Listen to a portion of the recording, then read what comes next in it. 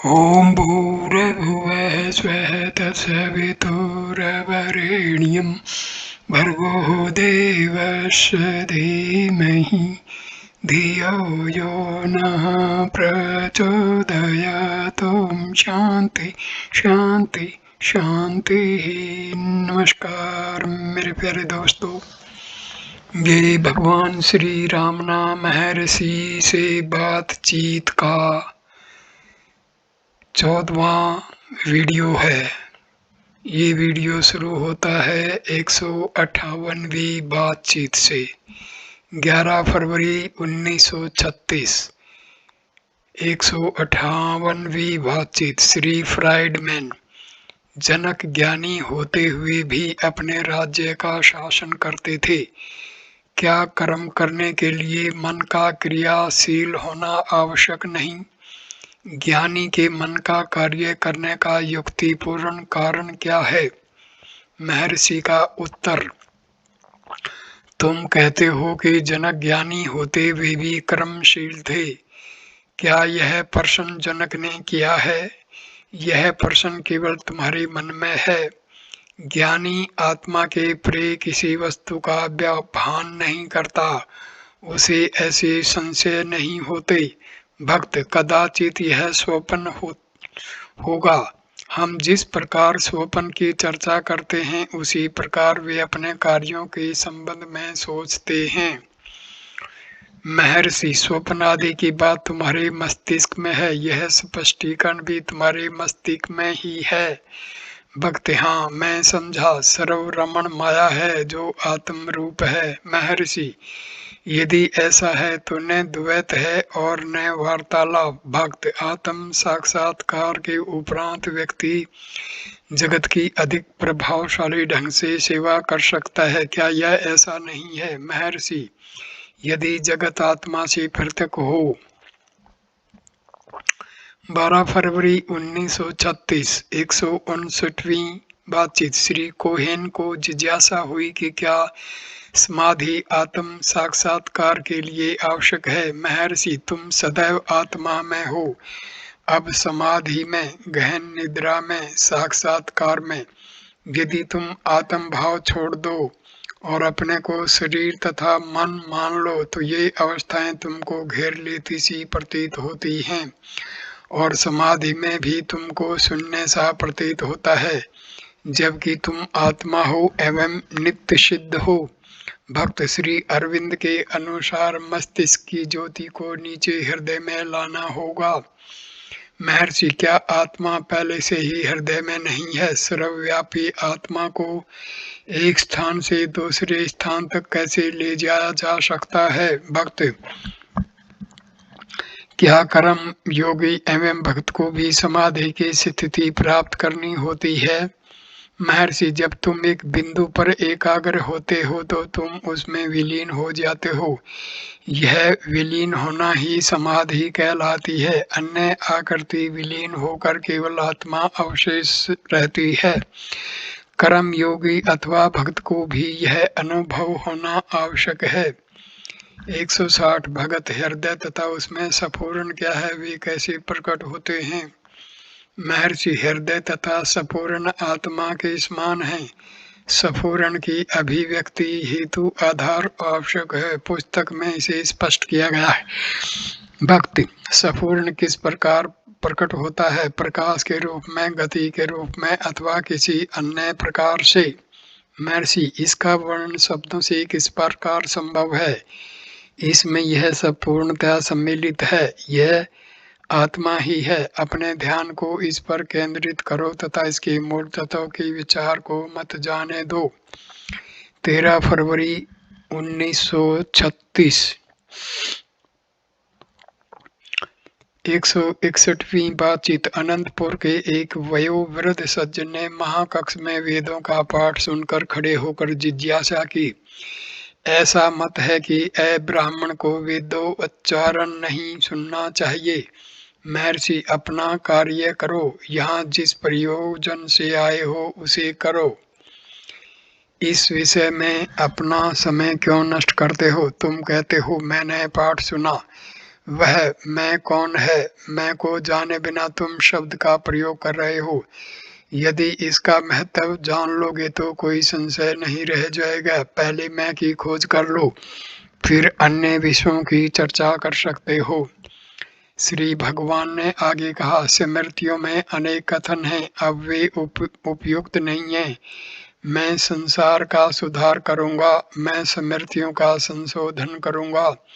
इस प्रकार के दम्भ युक्त वाक्य संसार में अनादिकाल से पुरुषों द्वारा कहे जाते रहे हैं। ऐसे सुधारक आए और गए, किंतु प्राचीन स्मृतियां आज भी विद्यमान हैं। इन विषयों पर समय क्यों नष्ट करते हो? प्रत्येक व्यक्ति अपना कार्य करे, सब ठीक होगा।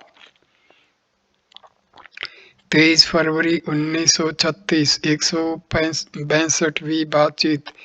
मध्यम आयु की एक महाराष्ट्रीय महिला जिसने ज्ञानेश्वरी, भागवत तथा विचार सागर का अध्ययन कर रखा था तथा भ्रू मध्य में ध्यान का अभ्यास करती थी, वह कंपन तथा भय अनुभव करती थी तथा प्रगति नहीं कर रही थी। वह मार्गदर्शन चाहती थी। महर्षि ने उन्हें निर्देश दिया कि वे दृष्टा को न भूलें। दृष्टि भ्रू मध्य में स्थिर कर ली जाती है, किंतु दृष्टा को दृष्टि से ओझल कर दिया जाता है। दृष्टा को निरंतर दृष्टि में रखा जाएगा तो ठीक हो जाएगा। 24 फरवरी 1936, 163वीं बातचीत। एक अमेरिकी 70 वर्षीय डॉक्टर हेनरी हैंड ने प्रश्न किया, अहंकार क्या है? महर्षि, अहंकार आंतरिक है, तुमसे बाहर नहीं है, यह स्वयं तुमको ही स्पष्ट होगा। भक्त, इसकी परिभाषा क्या है? महर्षि, परिभाषा भी अहंकार जनित होगी, अहंकार को ही अपनी परिभाषा बतानी पड़ेगी। भक्त, आत्मा क्या है? अहंकार को खोज लो, आत्मा मिल जाएगी। भक्त, तब क्या दोनों एक ही हैं? महर्षि, आत्मा अहंकार के बिना हो सकती है, किंतु अहंकार आत्मा के बिना नहीं हो सकता। वे बुद्बुदित तथा सागर के समान हैं। भक्त, इससे विषय स्पष्ट हो गया। आत्मा क्या है? महर्षि, संस्कृत शब्द आत्मा तथा अंग्रेजी शब्द सोल एक ही हैं।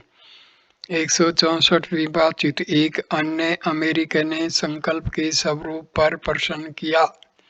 महर्षि, संकल्प का मूल खोज लोगे तो वे अदृश्य हो जाएंगे। भक्त, संकल्प सत्य हो जाते हैं। महर्षि, यदि संकल्प होंगे तो वे सत्य होंगे, यदि वे लुप्त हो जाएं तो सत्य होने को कुछ नहीं है। इसके अतिरिक्त यदि तुम भौतिक हो तो जगत भी भौतिक है, और इसी प्रकार यह खोजो कि क्या तुम भौतिक हो।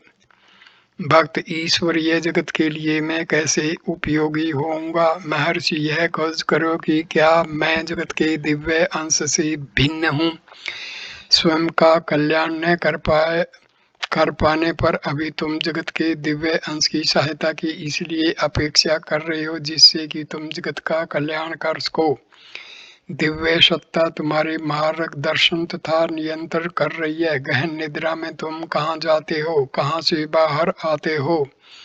भक्त, मुझे कार्यों तथा संकल्पों ने प्रभावित किया है। महर्षि, संकल्प तथा कार्य एक ही हैं। भक्त, क्या उत्तम भौतिक दृश्यों को अर्थात संरक्षक देवदूतों को इंद्रियों द्वारा अनुभव करने का कोई मार्ग है? महर्षि, दृष्टा की अवस्था के अनुसार ही दृश्य की अवस्था होती है। भक्त, अनेक दृष्टा एक ही दृश्य को देखते हैं। महर्षि, किंतु सबकी पृष्ठभूमि में दृष्टा एक ही है तथा दृश्यों की विविधता है। क्या सुषुप्ति में तुम नानात्व दृष्टि गोचर होता है? भक्त, हम अब्राहम लिंकन को देखते हैं जिनका बहुत समय पूर्व निधन हुआ था। महर्षि, क्या दृष्टा के बिना दृश्य है? अनुभव वास्तविक हो सकते हैं, दृश्य दृष्टा के अनुसार ही हैं। भक्त, मेरा एक सहकारी युद्ध में मारा गया था। उसके निधन के 9 वर्ष बाद एक अन्य समूह का फोटो लिया गया, उसकी तस्वीर भी उसमें है। यह कैसे है?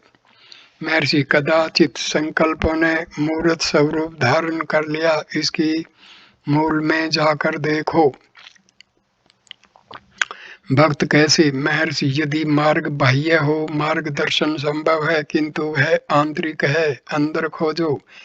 आत्मा का साक्षात्कार सदैव हो रहा है। जिसका अभी तक अनुभव नहीं हुआ हो, उसकी नवीन खोज संभव है, किंतु आत्मा तुम्हारे अनुभव में है। भक्त, हाँ, मैं अपने आप का अनुभव करता हूँ। महर्षि, अपने आप? क्या दो हैं, मैं और अपने आप? भक्त, मेरा यह आशय नहीं है। महर्षि, वह कौन है जिसने यह अनुभव किया है अथवा नहीं किया है? भक्त, आत्मा एक ही है। महर्षि, प्रश्न तभी होगा जब दो हों। आत्मा की अनात्मा से तादात्म्यता समझने की मिथ्या भावना को त्याग दो। भक्त, मेरा आशय चेतन की उच्चतर अवस्था से है। महर्षि, कोई अवस्थाएं नहीं है। भक्त, मनुष्य को तुरंत ही ज्ञान प्रकाश प्राप्त क्यों नहीं हो जाता? महर्षि, मनुष्य स्वयं ही ज्ञान प्रकाश है, वह दूसरों को ज्ञान से आलोकित कर रहा है। भक्त, क्या आपके उपदेश अन्य लोगों से भिन्न हैं? महर्षि, मार्ग एक है तथा साक्षात्कार भी एक ही है। भक्त, परंतु लोग अनेक पद्धतियों की चर्चा करते हैं। महर्षि, वे स्वयं की मानसिक अवस्था के अनुसार ऐसा करते हैं। भक्त, योग क्या है? महर्षि, जो वियोग में है उसके लिए योग एकता आवश्यक है। यदि तुम आत्मा अनुभूति कर लोगे तो कोई अंतर नहीं होगा। भक्त, क्या गंगा में स्नान करने से विशेष फल की प्राप्ति होती है? महर्षि, गंगा तुम्हारे अंदर है, यह गंगा न तुम्हें शीत करती है न कंपन, इसमें स्नान करो। भक्त, क्या कभी कभी गीता का पाठ करना चाहिए? महर्षि, सदैव। भक्त, क्या हम बाइबल पढ़ें? महर्षि, बाइबल तथा गीता समान हैं। भक्त, बाइबल के अनुसार मनुष्य का जन्म पाप में होता है। महर्षि, मनुष्य ही पाप है। गहन निद्रा में मनुष्य भाव नहीं था। देह भाव पाप का विचार लाता है। संकल्प की उत्पत्ति ही पाप है। एक अन्य प्रश्न के उत्तर में महर्षि ने कहा, हर व्यक्ति केवल आत्मा ही देखता है। दिव्य आकार सत्य के सागर में केवल बुदबुदों के समान हैं अथवा पर्दे पर चलते चित्र के समान हैं। भक्त, बाइबल के अनुसार मानव आत्मा खो सकती है। महर्षि, मैं भाव अहंकार है तथा वह नष्ट होता है। अस्तित्व ही मैं हूँ, यह निज स्वरूप है। भक्त, श्री अरविंद तथा माँ के उपदेशों में अंतर है। महर्षि, पहले समर्पण करो, तब भिन्नता में सामंजस्य करो। भक्त, वैराग्य क्या है? महर्षि, अहंकार का त्याग। भक्त, क्या यह संपत्ति का त्याग नहीं है? महर्षि, संपत्ति के स्वामी का भी। भक्त, यदि लोग दूसरों के हित के लिए अपनी संपत्ति का दान कर दें तो संसार बदल जाए। महर्षि, प्रथम स्वयं को त्यागो, तब दूसरों की चिंता करना। एक अन्य प्रश्न के उत्तर में श्री भगवान ने कहा, साधक के स्वभाव अनुसार मार्ग सरल दिखते हैं। यह इस पर निर्भर करता है कि उसने इससे पूर्व क्या साधना की थी। भक्त, क्या हमें तत्काल साक्षात्कार नहीं हो सकता? महर्षि, साक्षात्कार नवीन वस्तु नहीं है, वह नित्य है। तुरंत अथवा कर्मिक साक्षात्कार का प्रश्न ही नहीं उठता। भक्त, क्या पुनर्जन्म होता है? महर्षि, पुनर्जन्म संभव है यदि तुम्हारा वर्तमान जन्म हुआ हो। अब भी तुम्हारा जन्म नहीं हुआ है। अन्य प्रश्न के उत्तर में महर्षि, अहंकार समस्त व्याधियों की जड़ है, इसे त्यागो, व्याधि नहीं रहेगी। भक्त, यदि सब व्यक्ति त्याग कर दें तब क्या व्यावहारिक जगत रह जाएगा? कौन हल चलाएगा, कौन फसल काटेगा? महर्षि, पहले साक्षात करो और तब देखो। साक्षात्कार के मध्य से जो कल्याण होगा वह शब्द विचार तथा कर्म आदि की सहायता से प्रिय होगा। यदि तुम स्वयं की सत्यता को समझ लोगे तो ऋषियों तथा गुरुओं की सत्यता तुम्हें स्पष्ट हो जाएगी। गुरु एक ही है तथा वह आत्मा है। भक्त गुरुजन मौन तथा ग्रहणशीलता पर क्यों आग्रह करते हैं? महर्षि मौन क्या है? मौन ही अखंड प्रागट्य है। भक्त मन की वास्तविक चाह क्या है? महर्षि विक्षेप रहित होना। भक्त क्या अमेरिका तथा भारत के विद्वानों को परस्पर निकट लाना उपयोगी होगा? जैसे अध्यापकों के विनिमय आदि से। महर्षि ऐसी घटनाएं स्वतः ही घटित होती रहेंगी। एक महान शक्ति राष्ट्रों के भाग्य का मार्ग निर्माण कर रही है। जब तुम सत्यता से संपर्क त्याग देते हो तो तभी ऐसे प्रश्न उठते हैं, क्या अमेरिका अथवा भारत तुमसे अलग है? उसमें आत्मा में दृढ़ हो जाओ और देखो। भक्त श्री राम कृष्ण ने विवेकानंद को बनाया, इसके पीछे कौन सी शक्ति है? महर्षि सब में एक ही शक्ति है। भक्त उस शक्ति का स्वरूप क्या है? महर्षि लोह के कणों को एकत्र करने वाले चुंबक की तरह शक्ति आंतरिक है, बाह्य नहीं है।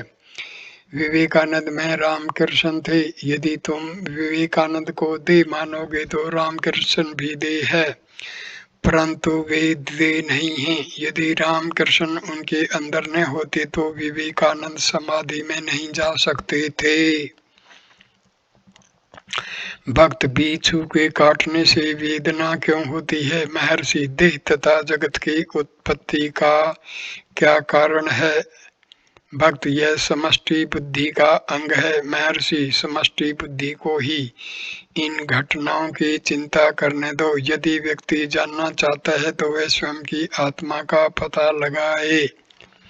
भक्त क्या योगियों का चमत्कार शौर्य का अमल पीना, विष पीना तथा अग्नि आदि पर चलना स्पंदित पदार्थ के विस्तार अक्षित्र हैं? महर्षि भौतिक शरीर को यह प्रश्न करने दो, तुम भौतिक नहीं हो।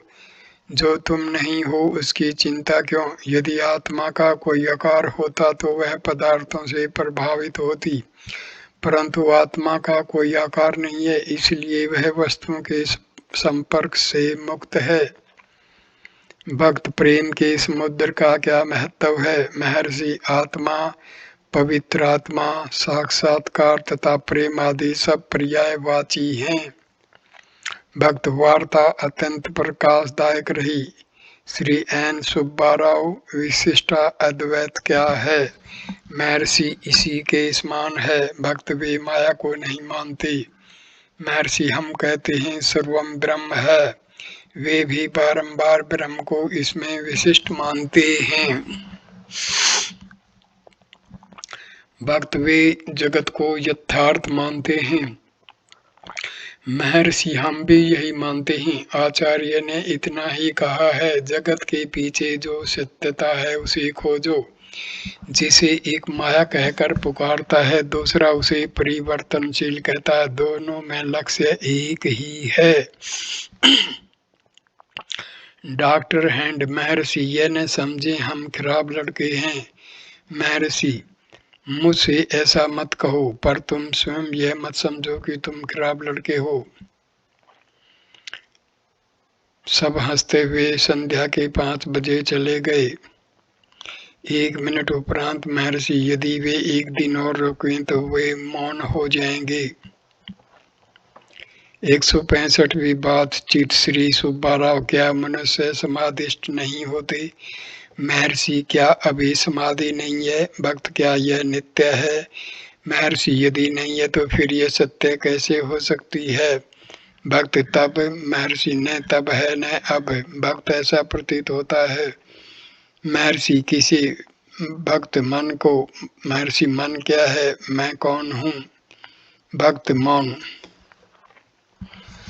166वीं बातचीत। एक व्यक्ति ने प्रश्न किया कि क्या दिव्य शक्ति को प्राप्त कर वृद्धावस्था तथा रोग से निवारण हो सकता है? महर्षि, तुम देह का ही निवारण कर सकते हो। भक्त, दिव्य शक्ति को अंदर कैसे लें? महर्षि, वह वहाँ विद्यमान ही है, उसे अंदर ग्रहण करने की आवश्यकता नहीं है। ऐसा तभी किया जा सकता है जबकि वह तुम्हारे बाहर हो, किंतु वह केवल तुम ही हो। न अंदर ग्रहण करना है न बाहर देना है। भक्त, क्या भौतिक प्रकृति के नियमों अर्थात आहार आदि का पालन आवश्यक है? महर्षि, यह केवल कल्पना में है। मैं इस वीडियो को यहीं पर विराम देता हूँ। अगला वीडियो 15वां वीडियो 167वीं बातचीत से शुरू होगा। नमस्कार दोस्तों, कृपा करके इस वीडियो को लाइक करना, कमेंट करना, शेयर करना और चैनल को सब्सक्राइब करना। धन्यवाद।